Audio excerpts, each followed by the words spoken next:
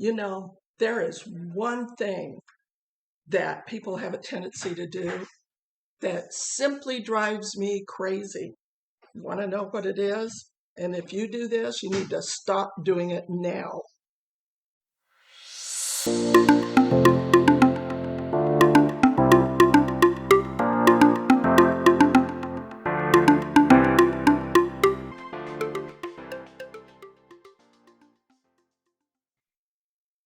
Hi, I'm Linda Paul-Sontag, an Arizona artist. I belong to a local group of artists that range anywhere from amateur artists, intermediate artists, kind of where I put myself, and professional artists as well. Whenever I show my work, invariably somebody comes up to me and says, I could never do that. And maybe they're not even the same style of artist as I am. Maybe they're not as technically skilled as I am. I have one friend who is a palette knife artist, and she tends to do this a lot. And what I tell her is, you're different than me. And so you cannot compare your work to my work. And that's that one thing that I'm telling you to stop doing right now, and that is comparing yourself to others.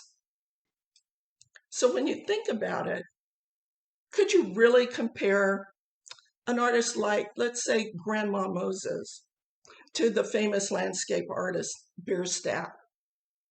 Grandma Moses was not technically skilled, but she had an imagination that she brought to her work that ultimately, when she started painting it over the age of 80 years old, she became famous. And because of the whimsy and the novelty and the sheer joy of her work. Did she ever take an art lesson? I don't think so. But her work was remarkable. Just as well, you can't compare an artist like Matisse to Manet.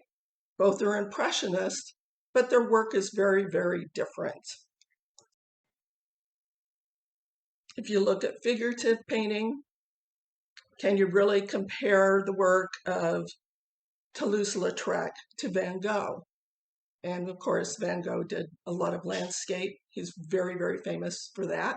But he did a lot of figurative work as well. Moving along in history a little bit, art history, to more contemporary work, let's think about the work of Ray Lichtenstein and compare that to the work of Andy Warhol.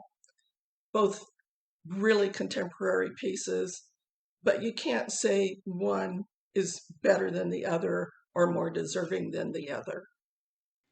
Or when we get into more abstract work, what about comparing, let's say, Jackson Pollock to, let's see, how about me? Or even more contemporary work. Let's say comparing Kehinde Wiley. He's the artist that painted Barack Obama while he was in the White House. Could you really compare that to the Mona Lisa, for instance?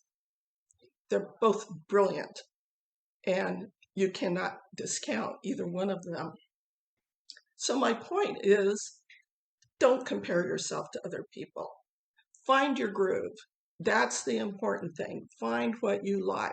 It may take a while. You might try abstract. You might try figurative. You might try still life. You might be very traditionally realistic, or maybe you're stylized in your approach. But whatever it is, make it your own and stop comparing it to other artists. You'll be happier for it, for sure, and develop your own style. I hope that helped. Again, please like and subscribe, and look forward to more quick tips for new artists.